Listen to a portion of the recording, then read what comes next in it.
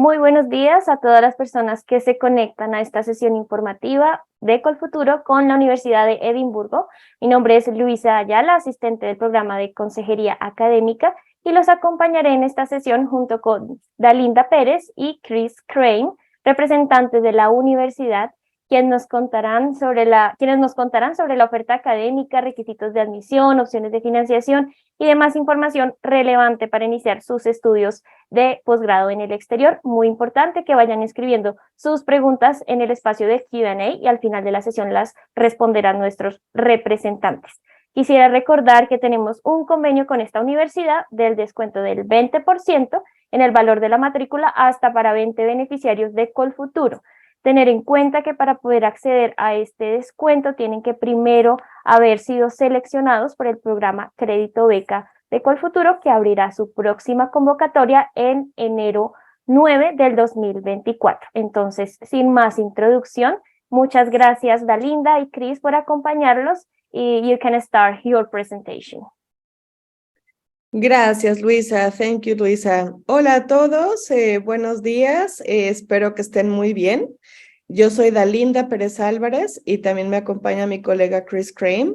Now I'm going to switch to English because if you guys are thinking of coming to study at the University of Edinburgh, one of the requirements is that you have a certain level of English. So we are not testing your English today at all, but I think that it's good that we start this exercise and giving the presentation in English. So I am going to share my screen. Please, Luisa or Christian from Colfuturo or Chris Crane, please let me know if you can see it. Yeah, I see some nodding. Yeah.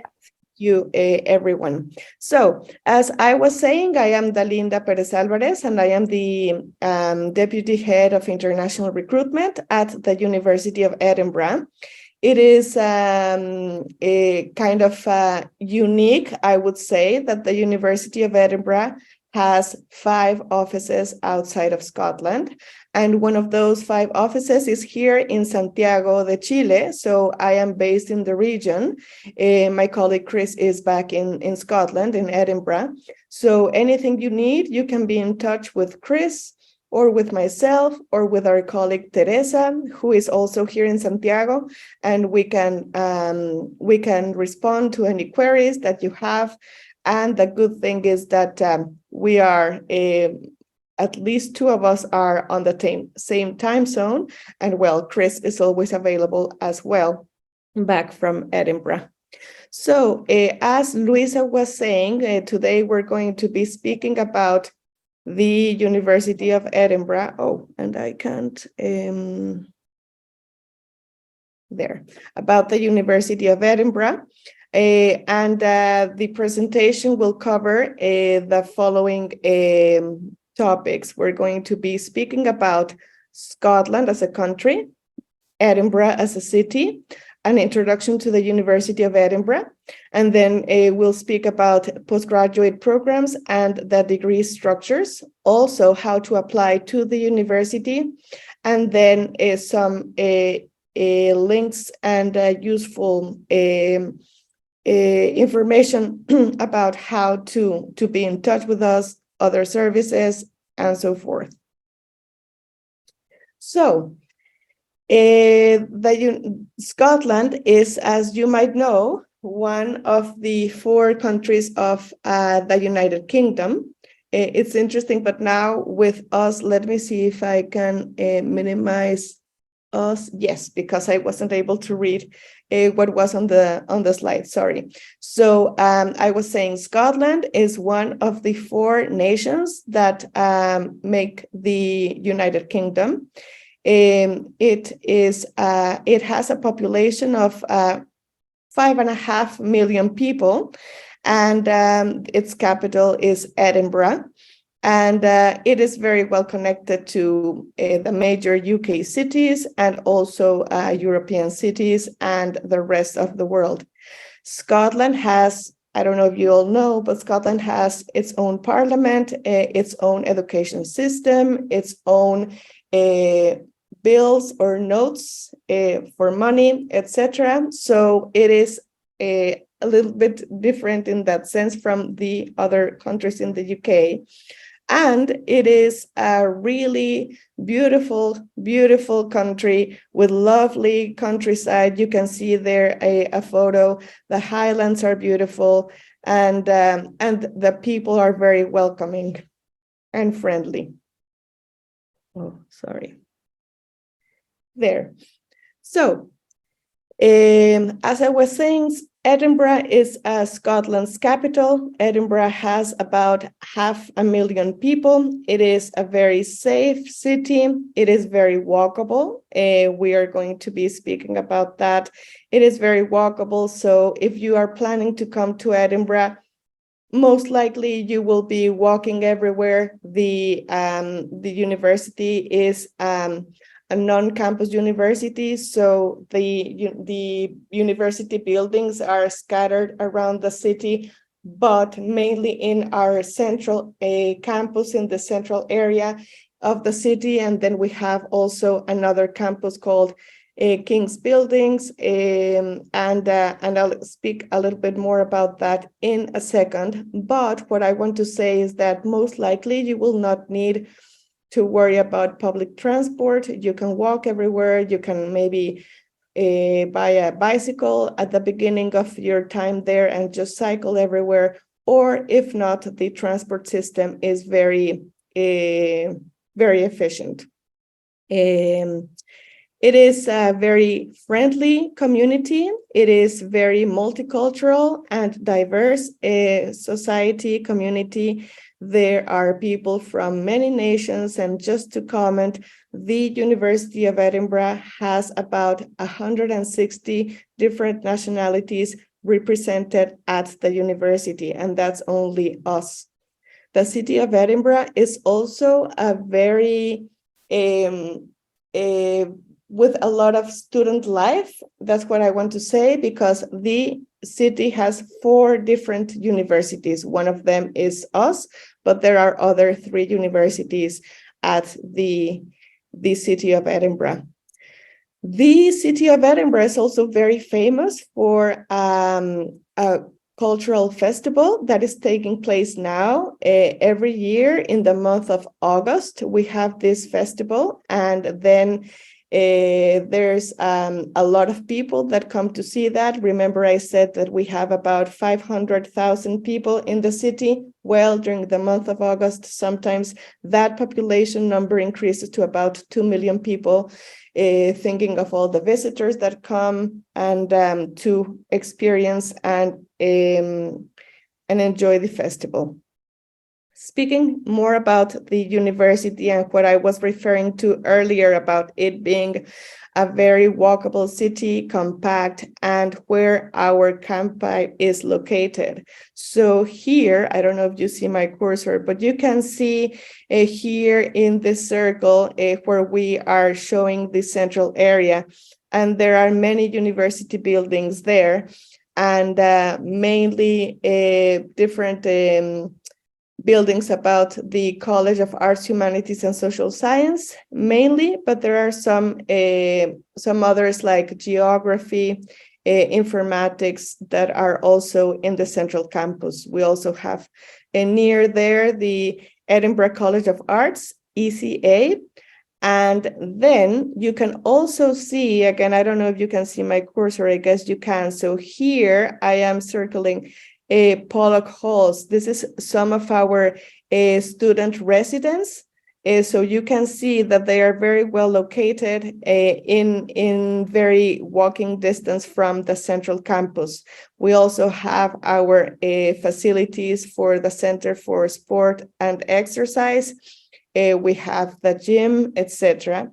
We also have down here what I was speaking about, King's Buildings, and this is mainly for the College of Science and Engineering. Here is where you study, and then just down here, you can see that there's the medical school. There are some other buildings of the medical school here in the central campus. And then down here, just outside the city, not far, we have what we call Easter Bush campus, where the vet medicine is located. The University of Edinburgh itself, it's a world-leading university. Nowadays, we, according to the QS World Rankings in 2023, we are number 15 in the world. It is a very research-led university. So it is a university that the education system in the UK is different to the education system that we have in countries in Latin America. So it is very research-led. It is also multidisciplinary, which is also very interesting and important to have. And I want to say that that we have about 49,000 students, and out of those, about 43%, 42% are international. This is a beautiful photo. This is what it's called McEwan Hall, and graduation takes place there. So beautiful buildings we have at the university, great facilities, world-class facilities. And as you can see in this slide, we are very committed to sustainability, and we work towards zero waste by 2040, etc. So we're very committed with the environment. We're very committed to different global challenges, and the interest is that we, all of the community, work in researching and working towards all of this.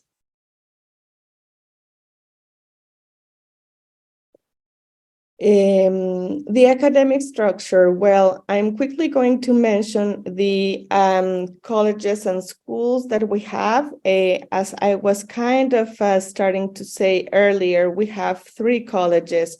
So we have the College of Arts, Humanities, and Social Sciences, also the College of Medicine and Veterinary Medicine, plus the College of Science and Engineering.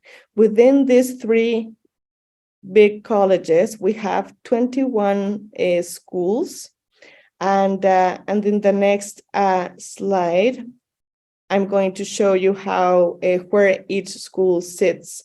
So as you can see, in the College of Arts, Humanities, and Social Sciences, we have 12 schools, escuelas or facultades, that are listed there. Then at the College of Medicine and Vet Medicine, we have 2 schools listed there. So just there's maybe a bit of information there. So just for you to know, the School of Medicine, that has 3 different areas, we can say, deaneries, and the vet school. And then within the College of Science and Engineering, we have 7 schools listed there. There is this website there that it is a really good website for you to find further information about the degree program that we give within these different schools. There's a degree finder also that I find very useful. We'll speak about that later in the presentation.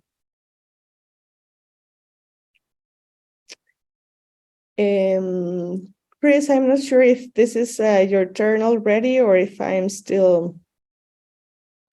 Yeah, no, I'm happy to speak a little bit more about the degrees that we have on offer. Thank you, Delinda. Good morning, everyone. As Delinda was saying, we have 21 different schools at the university within those subject areas, and each school will teach a variety of different postgraduate programs at both what's called taught postgraduate. This is mostly your master's degrees, and research postgraduate, so your PhDs, your doctorates, at those levels. That means that across the university, we offer around about 350 taught postgraduate programs, and we have around about 130 areas of research, doctoral research going on. So it's a very broad set of subjects that cover almost every area you could think of. Some of these subjects will be very, very traditional, things like theology, law, classical medicine, and some will be much more unusual and future thinking. So degrees in areas such as fintech and financial technology and other areas there. Sorry, I am apparently a very busy person that gets calls in the middle of this. So yes, degree subjects, we have a huge amount on offer and a huge number of subjects. I think we'll be very happy to kind of take questions on particular subjects at the end. But if we can skip across to the next slide, Linda, I will just talk you through a little bit about how these degrees are structured and how they work. So, as I mentioned before, we tend to teach in either what are called taught degrees or research degrees. A taught degree is traditionally your master's degree, and you'll see a number of degree options there. So you may have an MA, a Master of Arts, an MSc, a Master of Sciences, Master of Business Administration, Master of Education, Master of Music, and a few other options there. But these are all traditionally taught programs, and they will consist mostly of classroom or lab-led teaching that takes over 2 semesters, and then a smaller independent research project that's traditionally done over the summer. And these are, as I say, normally 1 year programs. There are 1 or 2 exceptions to this, but the majority are 1 year programs. Then into research, there's a lot more variety. So we offer MScs by research, so master's degrees by research. With these, you wouldn't necessarily have so many taught classes, but you would work on an individual research-driven project. We then have an MPhil, which is again similar over 2 years, and the PhD over 3 years. In most cases, MScs by research and MPhils are done by students looking to advance to a PhD and complete a PhD at the end. And with the research degrees, you will work with an academic supervisor who will help guide you, but you will be expected to do the majority of research yourself. And this will be research that is on a new and original topic or an idea that you'll be expected to come up with. You get a lot of guidance and a lot of help through this, but you really lead on that research. You will come up with a question that you think needs answering, and you will conduct that research either over a year or 3 years, depending on the program, with the aim of hopefully publishing something as original research at the end of that.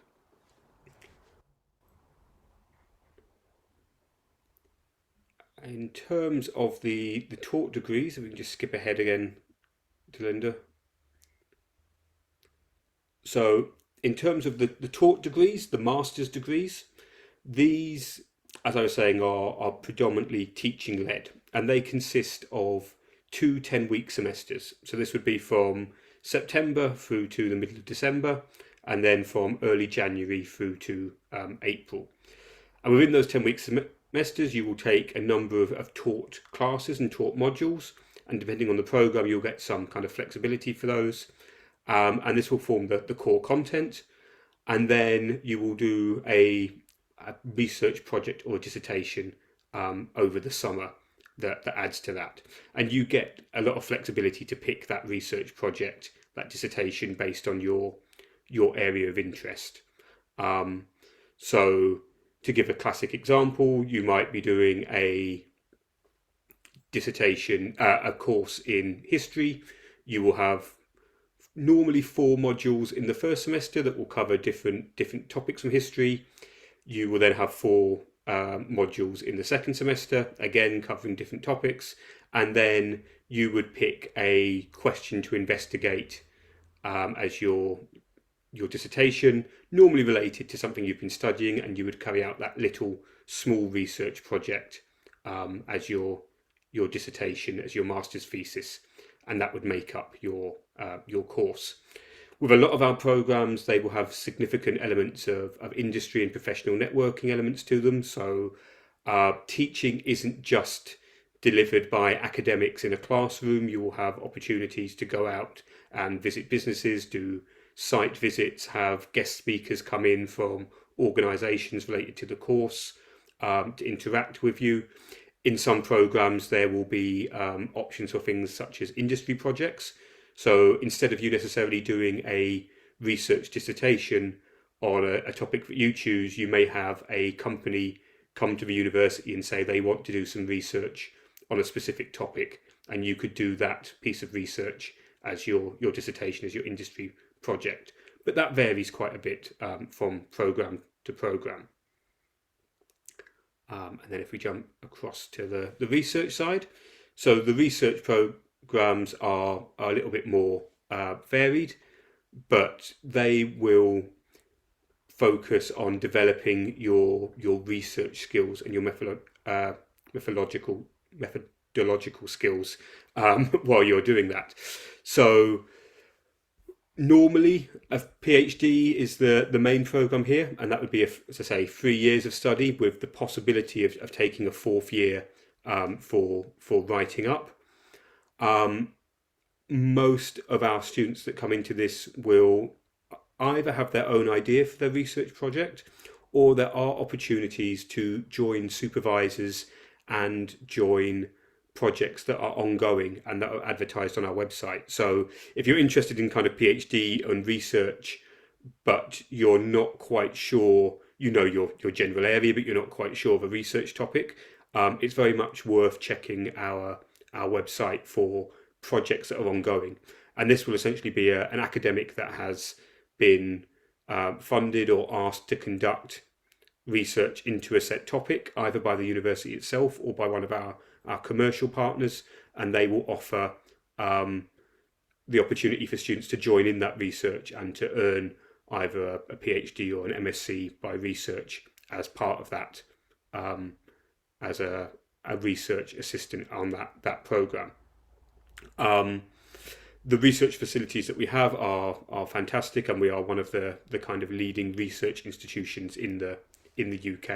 And our postgraduate research community is again one of the world leading sets at the university. Just skipping on then to the next slide. After completing your degree, we understand that kind of careers are one of the main focuses for our students, and a key element to coming to study here.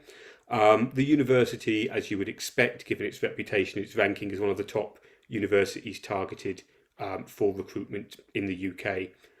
It's also not just UK employers that come to the university looking for students, but universities worldwide as well. So our alumni base is truly global. In pretty much every country around the world. We are, as I say, targeted by employers that come specifically to the university looking for students to fill roles that they have.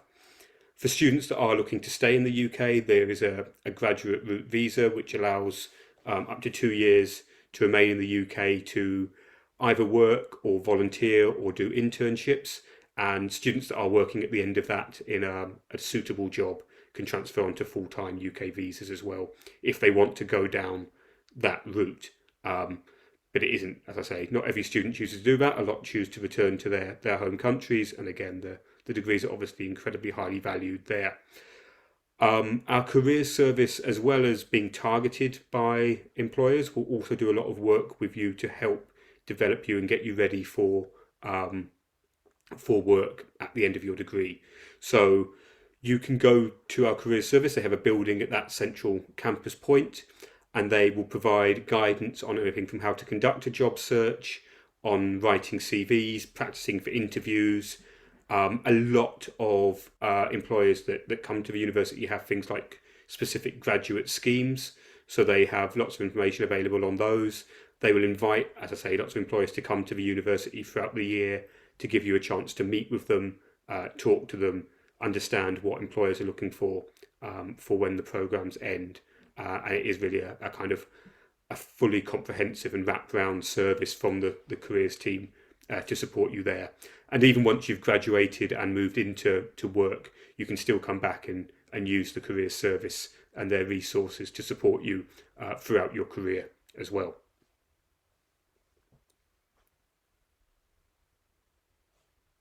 So, in terms of applications to the university, this will vary slightly programme to programme. In general, we ask for students to apply for individual programmes. So when you go to our website, you'll be able to look at our degree finder, and that will list every programme that we teach at the university, all 350 plus courses. Within that, you can find out information about the course, but you'll also see entry requirements and what the admissions team are expecting from a student going on to that programme. In most cases, this will be studying of a relevant degree at your bachelor's level. Academic levels for the course will vary programme by programme, but as a general rule for a student from Colombia, we'd be expecting them to have completed a course in over 4 years with an average of around about 80%, or kind of a 3.8 CGPA. As I say, that will vary a little bit course to course, and you'll see more detail on the degree finder, but that is the general average across the university.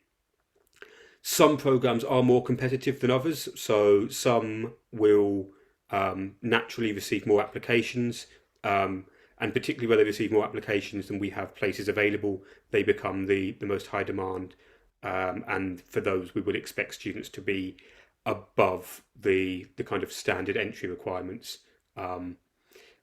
It's a natural result of the courses being so popular and us only having a limited number of places, is we really will only be able to take the highest performing students onto those programs. Alongside kind of your previous study, we will also ask you to write a statement of purpose for the course, provide a couple of references, and we will ask for an English test. This could be IELTS, Pearson. There are a number that we will accept for study. We don't, across the majority of programs, ask students to do any interview, and we don't ask for any specific entrance exams to the university. It is solely based on your previous study. So there wouldn't be an expectation to do anything there. The only real outlier to that is the MBA program, where a GMAT may be asked for, but it's not always the case. In terms of the steps to applying, as I say, the first thing to do is to go to the degree finder and find the program that you're interested in and look at the details there, specifically checking for any subject-specific entry requirements. So if you want to study software engineering, obviously they will ask for a background in computer science or programming or something related to that. So there will be specific requirements by each program. Then it's a case of preparing that personal statement, that statement of purpose that I spoke about, and getting your academic reference, and then adding in, as I say, the English test. This is all done online via our portal, so you can just do this via going to our website, entering your details there, and everything is done online. There's no need to send away copies of documents, no need to kind of do anything in person or anything like that. The majority of programs are free to apply to, so you can apply to multiple programs, and there is zero cost to doing this. There are a couple of exceptions where some of the programs in our business school have a small application fee, but that's only a few very, very kind of highly selective programs in the business school. The vast majority don't have that. Anyone looking at a research degree would also be asked to look at our website and identify potential supervisors, so academics working in the area where they're interested in studying, and to contact them in advance to check that they would be willing to supervise their research. We will have deadlines for applications. This does vary a little bit course by course. Mostly these deadlines are towards the summer before the programs start. So all taught courses, all master's courses will start each September, and most deadlines will be around about May, June or July for those programs. PhD and research degrees can start at any point throughout the year, and they don't tend to have deadlines.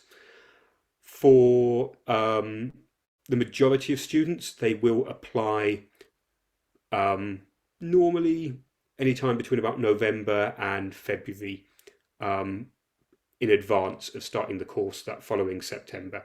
That tends to be the traditional times, but we will accept applications at other points throughout the year.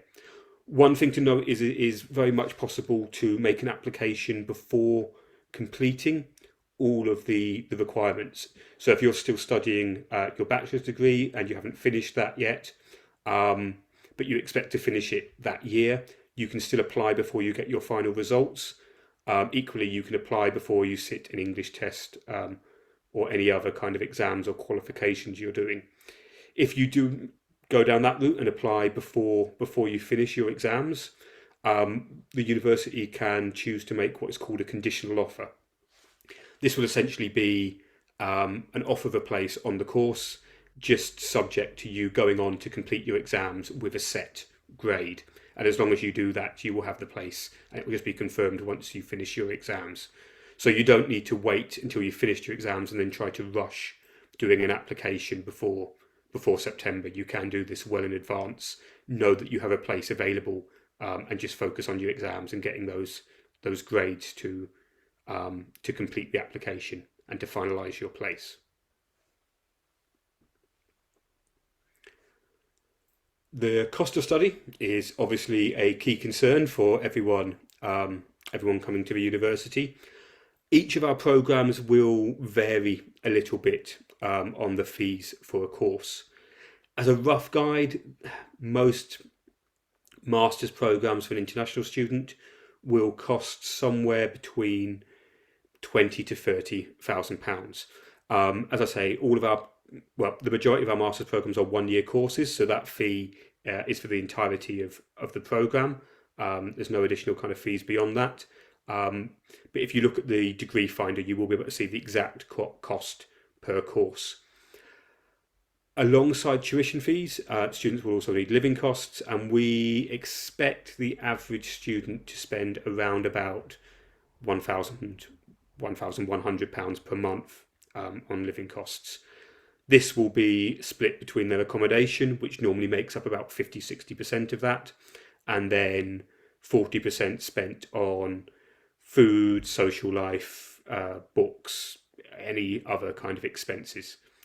Some students spend less than this, some spend a lot more. It is a little bit lifestyle dependent, but this is the kind of the average cost for a student. While you're studying in the UK on the normal student visa, you are allowed to work. This is normally limited to around 20 hours a week to ensure that you are leaving plenty of time to focus on your studies.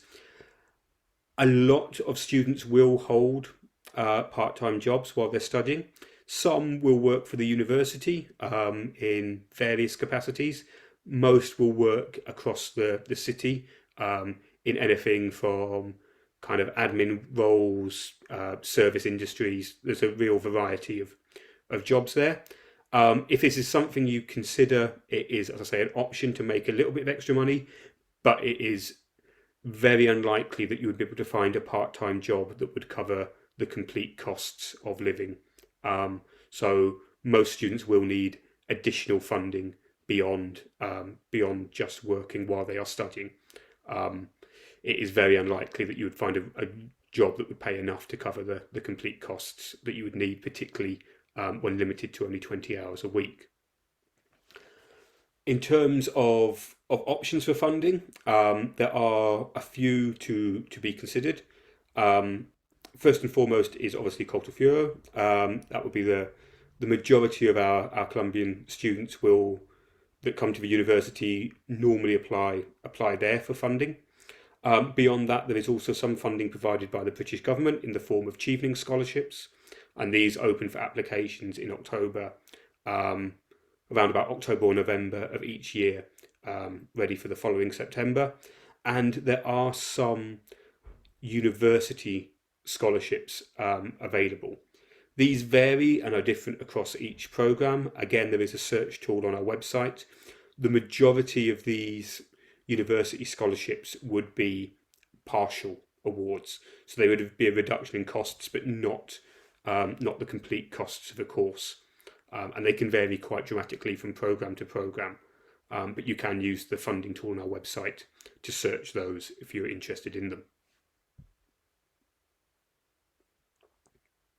So yes, as I was saying, these tend to be the three biggest ones there, either Chevening University or Cultura. In terms of further information, there are a couple of addresses here that you might be interested in. So for any details on the university accommodation that the majority of our students live in, and Delinda mentioned was based at Pollock, you can see there. They'll give you kind of full 3D tours of the rooms and accommodation and a bit of a guide to what living at the university is like. Details on student finances, student finance options and funding are all available via our finance channels. And then if anyone is visiting the UK and wishes to come to an open day or visit the university, there are plenty of opportunities for that throughout the year. And we would always welcome any queries, any questions you have at all. You can contact our future students team and they will be able to advise on anything from courses, costs, through to really specific questions as well. So they're all there and available. That was the main bit about the degree structure covered. Delinda, I'll hand back to you in case there's anything you want to add, and then otherwise we can take any questions.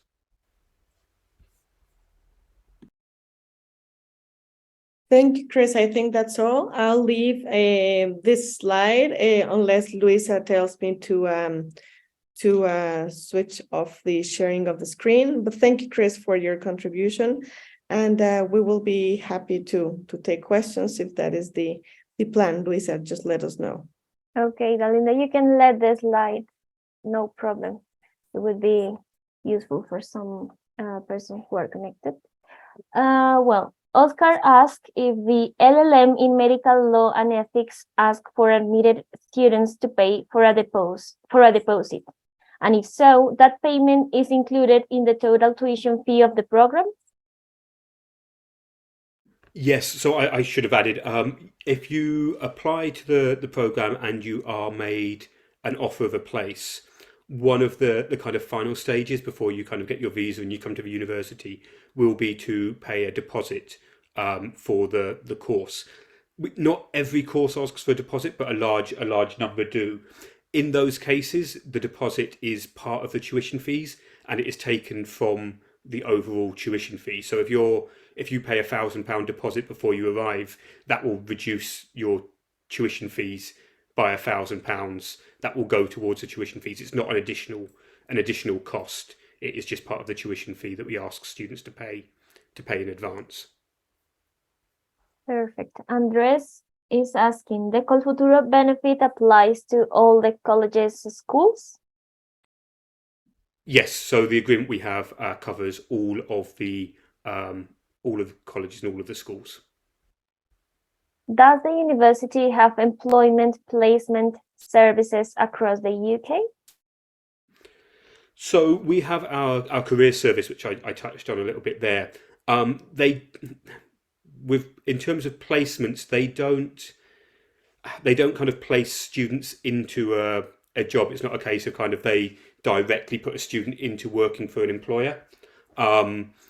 It's just not the way the careers market, the job market in the UK works. But what they will do is, as I say, they will help students identify who it is that they want to go and work for, and then how to go through that employer's recruitment steps. So whether that is writing an application, whether it's doing an online test, whether that is going for an interview, they will kind of support the student and talk them through that, but they don't place the student in it. The career service will do that across the UK, so Scotland, England, Wales, Northern Ireland, across the UK, but also internationally. So they'll be able to help kind of support students getting jobs in kind of around the world, but yes, all across the UK. but it isn't, as I say, it's the student leads that process. They make an application to a company, and each company will have their own application process. The student will lead and they will make that application, but the careers team will kind of provide them with guidance of what they need to do, how to do it. They can help prepare for interviews. As I say, a lot of employers in the UK will use kind of online tests and online kind of exams as part of their early recruitment stage, and the careers team can help practice versions of that, practice tests, things like that. But yes, it's across the UK and worldwide. Perfect. So how large are the cohorts for a thought master's degree? Yeah, so it can vary quite a lot depending on the program. But what you will find is the way any taught masters is delivered will have different numbers of students on different programs. So let's take something like finance as an example. So we run 3 or 4 different finance programs. So we have a finance masters, we have I think finance with banking, finance with management, and possibly another couple of options that I may have forgotten. But we have 3 or 4 courses all related to finance. Within those courses, they will have, well, within those degrees, I should call them degrees for clarity. Within those degrees, they will have different modules that students can take. So this might be principles of banking, this might be an introduction to risk and securities. And you will take kind of 4 or 5 of these courses each semester. Each of those courses can have different students sign up for them, because they will be optional. They'll be optional and they will be kind of shared across those 3 or 4 degrees. Within that, so you can have your degree that you're doing that will have maybe 20, 30 students on it. You can then be taking a course as part of that degree that will be shared across 3 or 4 different degrees. And that means that you may have, again, 40, 50 students signed up to that course. But the way the course will be delivered is you will have a mixture of lectures where you might find all 40, 50 students in the lecture theatre having information delivered to them by an academic. But alongside the lectures, you will also have what are called seminars and tutorials.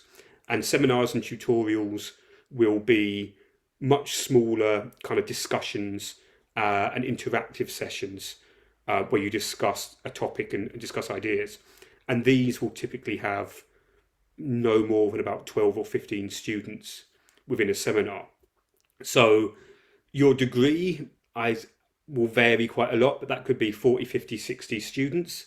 You might have some lectures where there's a similar number of those students all in one lecture, but then you will also have small class sessions where, as I say, you're looking at no more than 10 or 15 students in a class as part of that. And you will also have direct one-to-ones with your academics. So for those, it's obviously much more kind of one-to-one and much smaller numbers. You can look at our website, and we do have some statistics for the number of students that joined each department.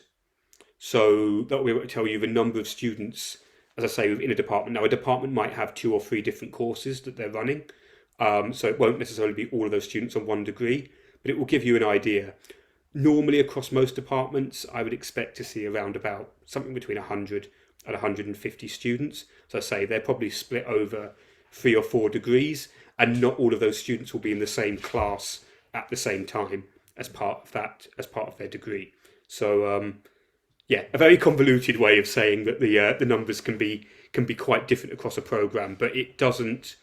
I think the important thing to take away is it doesn't necessarily influence the teaching of the program. You will have a large part of the degree delivered in very small class sizes with a very high staff to student ratio.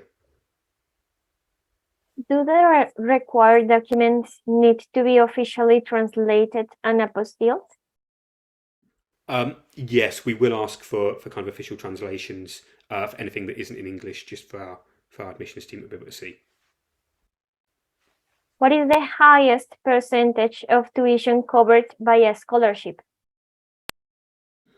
So, something like if we're talking about the university scholarships, the ones provided by the university themselves, the biggest one I think I saw last year was for around about £10,000.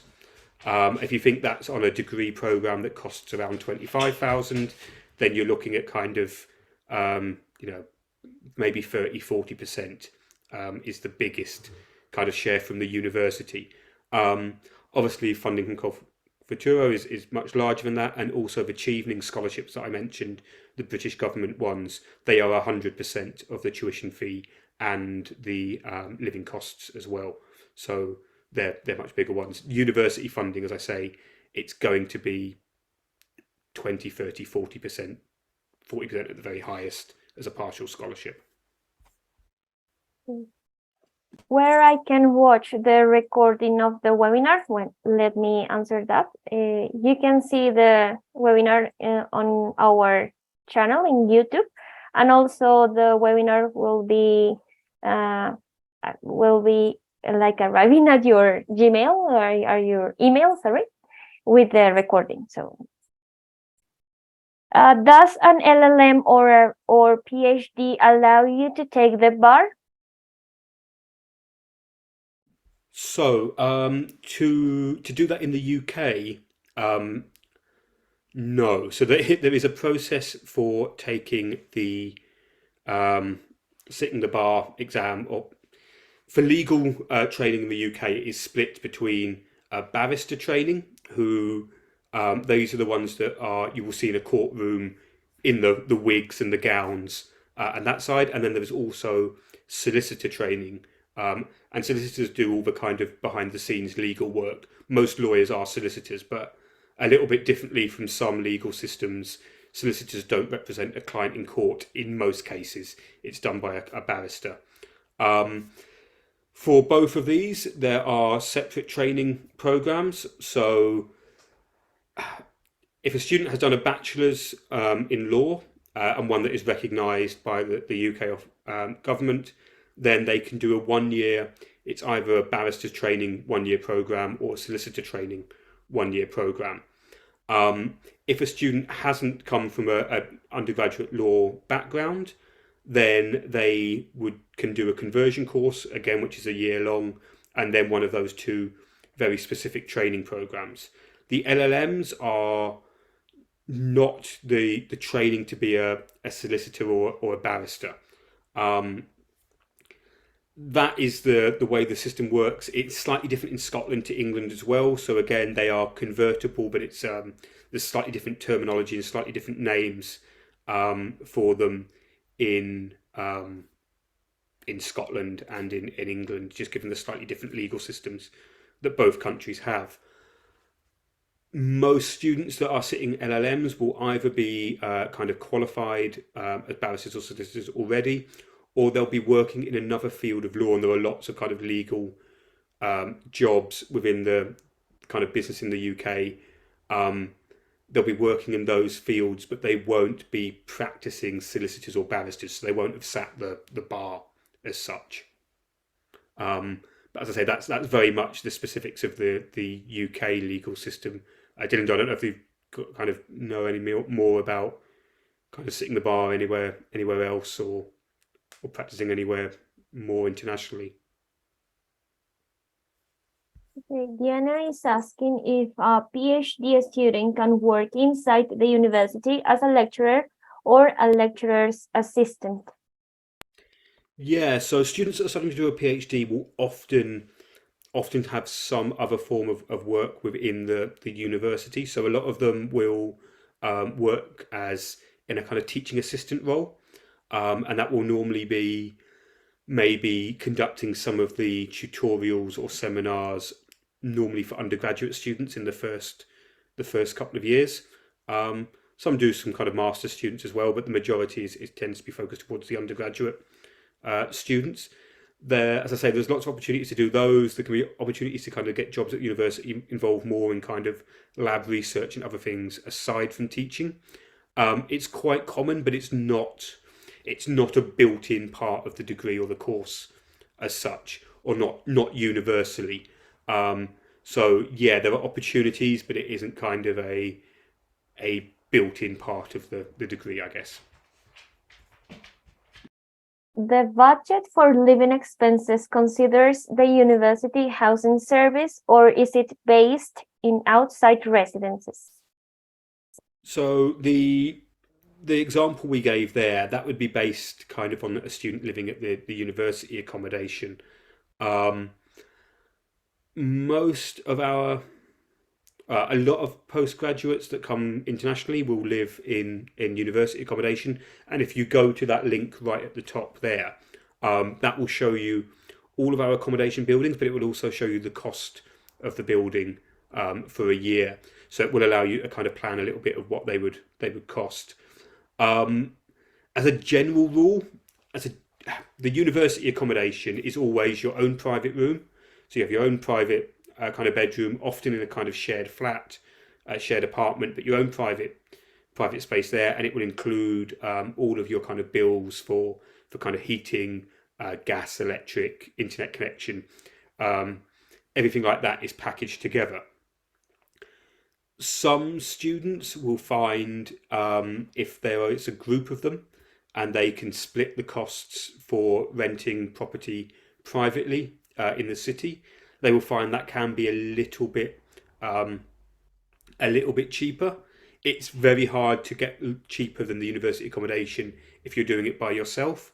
So say if there's a group that can split the costs and are willing to maybe live a little bit further from the city centre, which a lot of our postgraduate students are, then there can be accommodation there that is a little bit less expensive.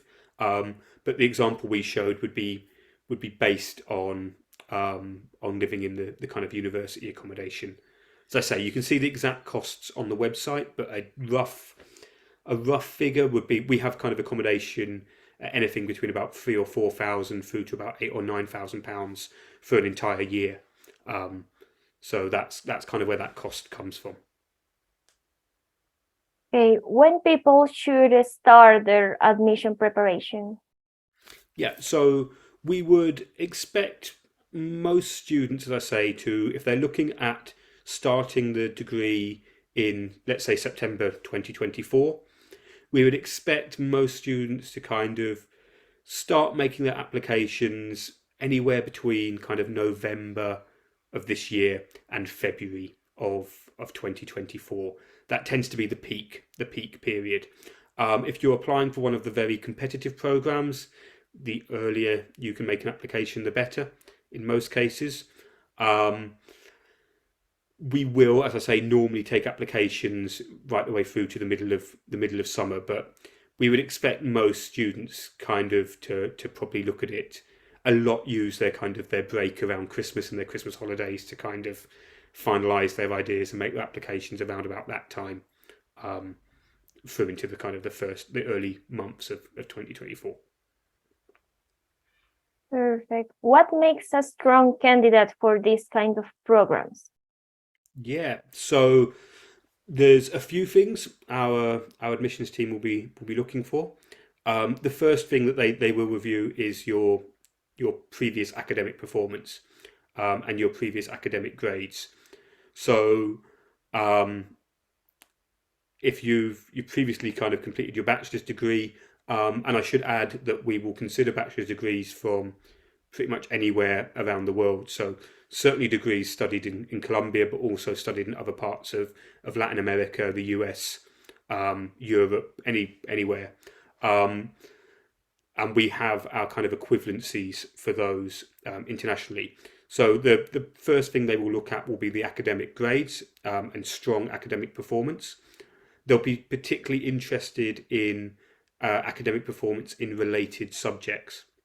So if you have studied a more kind of general degree and you're going for quite a specialised master's programme, but you've done particularly well on a couple of courses or a couple of classes in that subject area, then that always adds strength to your degree. To your application.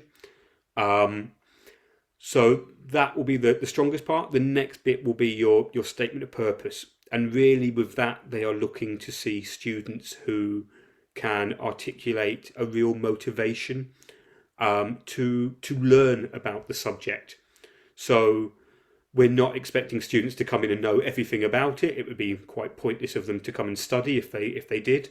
But what we want to see are students that can demonstrate in that statement of purpose that they have a passion and an interest and a reason for coming to study that degree. So you can talk about why you're interested in it, any career plans you may have, anything that you want to get out of the degree, whether that's to go on to a future career, whether that's to do research in an area, any of those kind of topics. And that's again, really important just to demonstrate that interest and that understanding of why you want to come and do a very intense and very highly demanding degree at the university. Beyond that, the other areas, things like the English language test, we just need to make sure that your English language is suitable to study. So that's, as long as you meet the requirements, that's not really quite so important. The main two areas, as I say, will be that statement of purpose and your previous academic performance.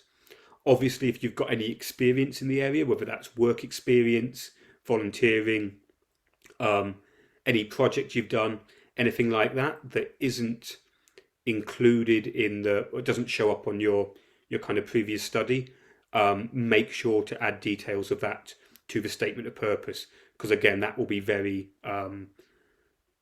very beneficial to an application if you can demonstrate that you have some other experience in that area.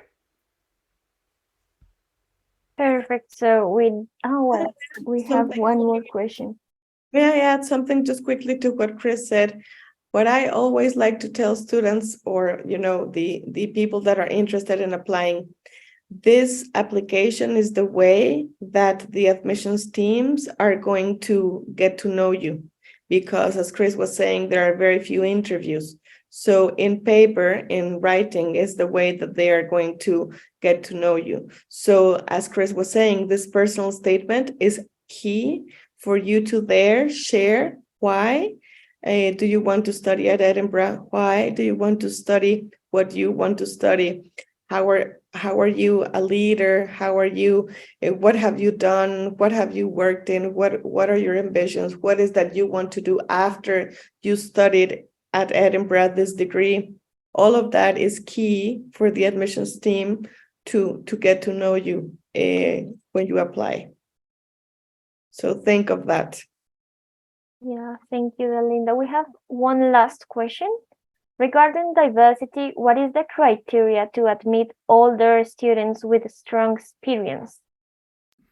Yes, so we don't have any age limits or any kind of any additional barriers for students that are a little bit older coming to the university. We do have quite an established number of what we call mature students, kind of slightly older ones, and we would very much welcome applications from older students.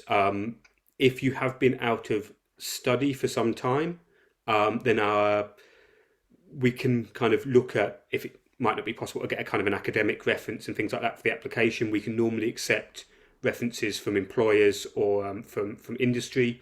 We'll also, as I say, take into account work experience and industry experience in addition to kind of previous study. So that will all add up to an application. We do have some specific guidance on our website for students that have been out of study for a longer point, that are coming in as mature students. So if you do look at our website, you'll be able to see that there, and they can provide a little bit of kind of tailored support in terms of applications and just helping to kind of streamline the process if it's something that you haven't done for a while, or you're maybe, as I say, don't have access to things like an academic reference. There's a few measures that we can put in place there, but we would, as I say, very much welcome applications from students of all ages. I'm trying to think. I'm sure this is testing my memory a little bit, but I'm sure we had a couple of students in their 70s and 80s over the last couple of years, kind of coming in to do a degree because they'd never had a chance to do it in the rest of their life. So yeah, we will have students of all ages across the university, but we do recognise that if you haven't been studying in the last couple of years, it can take a little while just to get back into the pattern of studying. So there is some extra support and things there available as well. May I say something about this too? So of course, well, I don't want to say of course, I am not 70 or 80 yet. But when I did my master's degree in Scotland, I was way older than my friends and the people in my cohort. I was 7, 9, 11, 14 years older than them. And I felt as one of the group, everyone was the same. We were all worried about the exam. We were all worried about the essay. We were all working towards, having a good note, but also towards having a good time. And after studying and join a party or join a sports club, we were all the same. So that I want to add that because maybe someone is thinking, oh, maybe I'm old or older than what I think my classmates are going to be like. That really, really doesn't matter. You are part of the group, and that it was a great experience. Amazing. Thank you, Dalinda and Chris, for this space. That concludes our questions and your presentation. And with no more to add, I would like to say goodbye and have an excellent day and weekend. Thank you very much.